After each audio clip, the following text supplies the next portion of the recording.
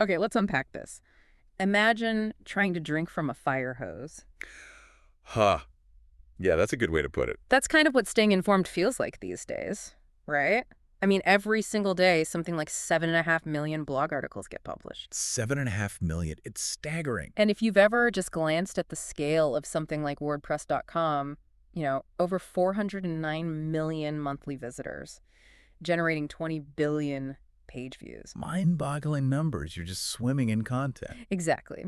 So the real question for you, listening right now, someone who needs to cut through all that noise and actually get to the good stuff, how do you find those genuinely insightful nuggets? Without feeling completely overwhelmed in the process. Yeah. Mm-hmm. Well, that's the challenge we're tackling head on today. This deep dive, it's focused on a specific corner of the internet, really designed to help with that. Industry blogs. Okay, industry blogs, explain those a bit. Think of them as curated online publications. They're deeply focused on particular sectors. So really specific stuff. Right. Could be anything from the latest in biotech breakthroughs to, say, the evolving landscape of renewable energy. These aren't just casual thoughts. They're often the frontline reports, from inside the industries themselves. Gotcha. And our guide for navigating this landscape today, we're looking at an article. Yes, an article titled Industry Blogs, a way to gain industry-specific impactful insights. It's by Nisha Dior. Misha Dior, and she's a research analyst. That's right, specializing in the food and beverage world. And, importantly, it was published pretty recently, October 4th, 2024. Oh, good. So the insights are fresh. Very fresh. Now, what's interesting here, our mission for you today, it isn't just about, summarizing what Nisha has to say. Right, we want to go deeper. Exactly. It's about extracting the core value. How can these industry-specific online hubs genuinely act as a shortcut for you to get really well-informed in a field? How do they spark those aha moments? Yeah, and give you a clear understanding of the whole terrain without that feeling of being buried under an avalanche of data. All right, so let's dive into the engine room then. Why do companies even bother? Why invest the time, the resources into maintaining these industry blogs? It's got to be more than just a digital diary, right? Oh, absolutely. The article points out several big strategic advantages. First off, it's a really powerful play for increased visibility in SEO. Search engine optimization. Right. So when companies consistently publish blog content and it's packed with relevant keywords, they boost their online discoverability. Makes sense. Easier for people searching to find them. Exactly. And for you, the listener, the benefit is this. Companies that are actively optimizing their blogs, they're basically signaling, hey, we want to be found and we have answers to your questions. It's like they're putting up a big sign. Kind of. And it often correlates with a deeper understanding of what their audience actually needs. Right, being the lighthouse in a crowded harbor, like we said. And the article also mentions conversion rates, that this visibility can actually lead to business. Precisely. That increased visibility can even lead to better conversion rates for the businesses doing the blogging, meaning more of those website visitors might turn into actual customers or leads. Okay, so visibility is one. What's next?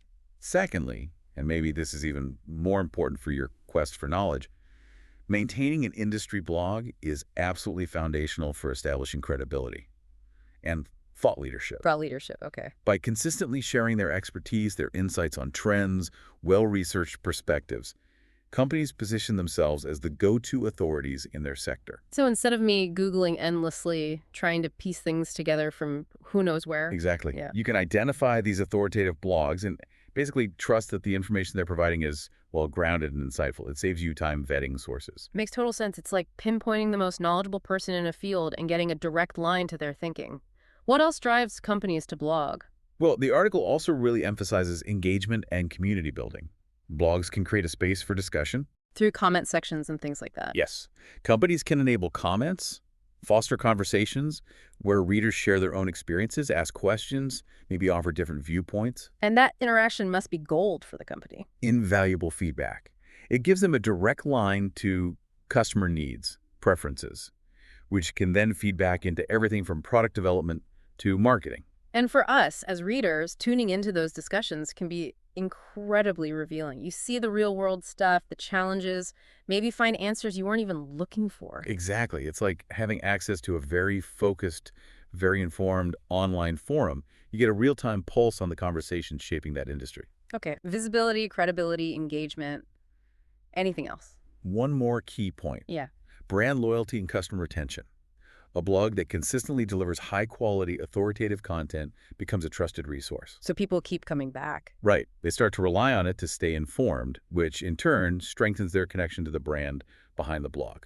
For you, this just translates to identifying reliable sources you can depend on over time. Okay, so we know why companies are doing this. Lots of good reasons. But how do these blogs actually manage to attract readers?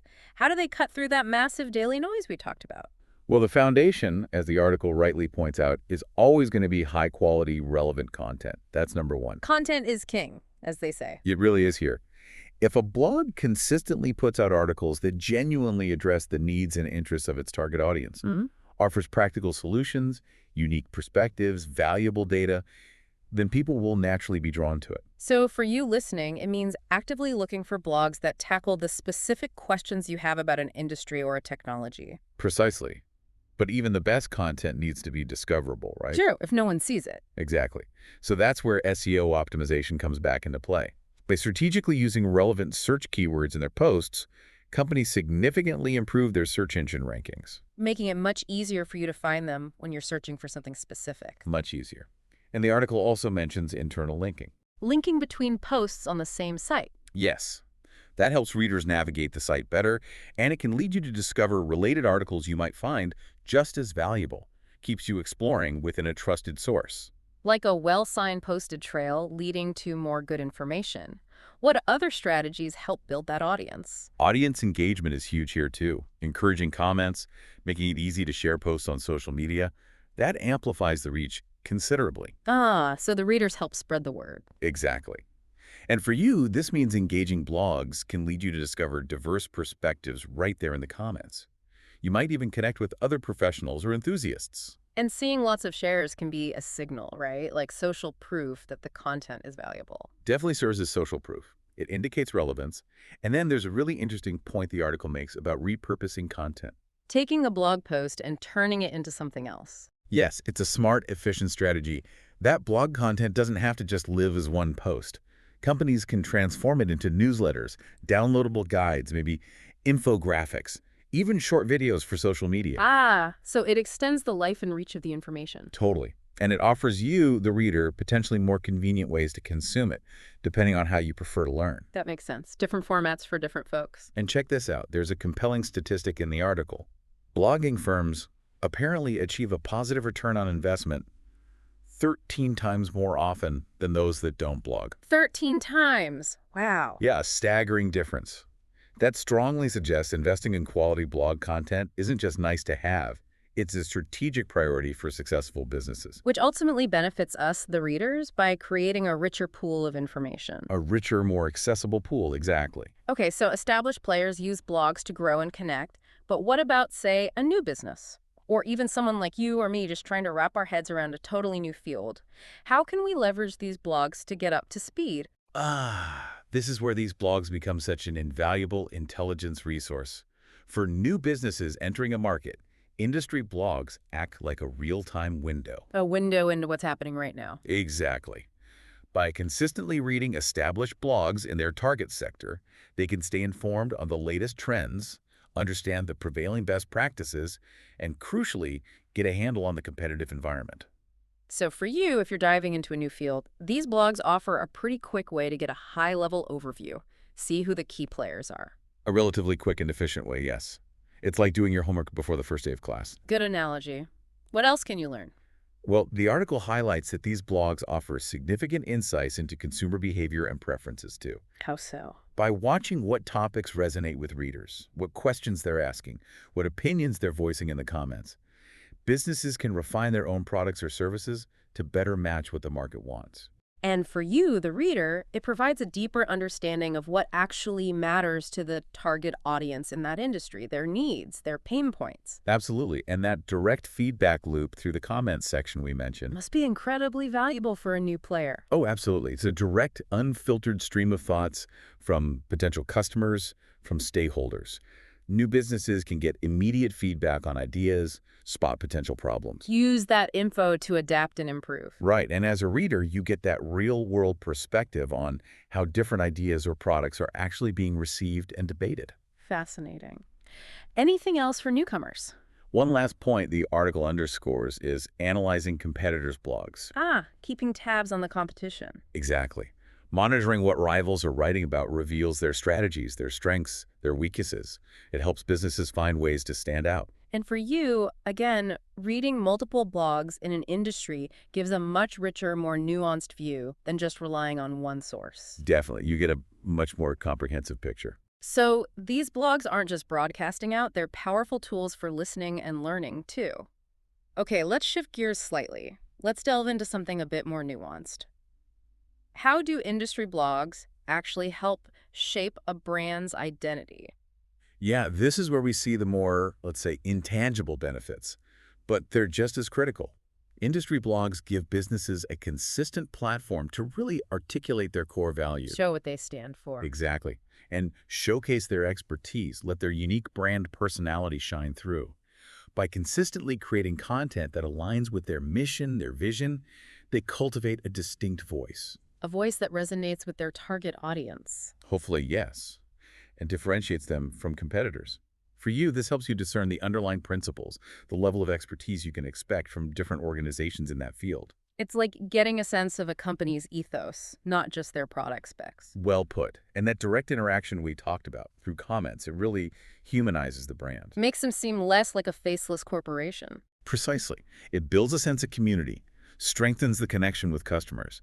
When companies actively engage, respond to questions, address concerns transparently, that fosters trust and loyalty. So for you, an interactive blog can offer a more personal, engaging way to connect with a field or the companies in it. It absolutely can. Yeah. The article also briefly touches on aesthetics and design. The look and feel of the blog. Yeah. Consistent visual presentation, logos, colors, layout, it all contributes to brand recognition. Yeah. Reinforces a cohesive identity, makes the blog and the company more memorable for you. Right, so it's a whole package. The content, the interaction, even the visuals all work together to shape that brand image. Now, let's shift focus again to the strategic role. How do these blogs fit into a company's bigger marketing strategy? They're integral, hugely important. As the article highlights, industry blogs are powerful engines for engagement, education, and, yes, even lead generation. How do they do all that? By consistently creating valuable content, offering insights, practical tips, sharing relevant news businesses, attract a targeted audience. They establish themselves as thought leaders. Building that credibility and trust we talked about. Exactly. Yeah. Which ultimately contributes to brand loyalty, repeat business. So for you, this means these blogs can be invaluable educational resources and a key way to identify the most informed, influential voices in a sector. And those SEO benefits we discussed earlier, that's clearly a massive part of the marketing strategy, right? Oh, absolutely. Huge. By strategically using keywords, companies boost their search visibility, drive more organic traffic, increase their chances of generating leads. And the article had that striking statistic about links. Yes, companies that blog experience, on average, 97% more inbound links to their websites. And 97%, that's almost double. What exactly are inbound links again? Good question. They're links from other websites pointing back to the blog. Think of them like digital endorsements from other corners of the internet. Okay, so they boost the blog's authority. Significantly. Boosts authority, discoverability. Yeah. It just underscores the massive impact regular blogging has on a company's overall digital footprint and audience reach. Wow, that really paints a picture. And the interaction, the comments and shares, that feeds back into marketing too, doesn't it? Directly. That feedback provides invaluable real-time insights into customer preferences, needs, pain points. Which helps them refine their marketing messages. Refine messages, tailor products, ensure they're truly meeting audience needs. And as a reader, again, you get access to that wider spectrum of opinions, see how the information is being applied out there. Makes sense. And the repurposing point comes back here, too. It does. Blog content can be adapted and used across various marketing channels, social media, email, newsletters, webinars. Maximizing its reach and engagement. Right. And potentially offering you the information in formats that best suit how you like to learn. So it's like a central content hub that fuels lots of other marketing efforts. Now, this next point is really interesting, I think, because it highlights the sort of meta-level importance of these blogs. How do they specifically benefit market research companies? Yes, this really underscores their significance as like barometers of industry trends. For market researchers, whose job it is to analyze these shifts, staying current is absolutely paramount. And industry blogs help them do that. They provide an essential, real-time information stream, a continuous flow of insights into market dynamics, evolving customer behaviors, emerging opportunities, challenges. So that up-to-the-minute knowledge is crucial for their research to be accurate and relevant. Absolutely critical. So the very people studying markets are actively relying on these blogs. That speaks volumes about their value as primary intelligence sources. It really does.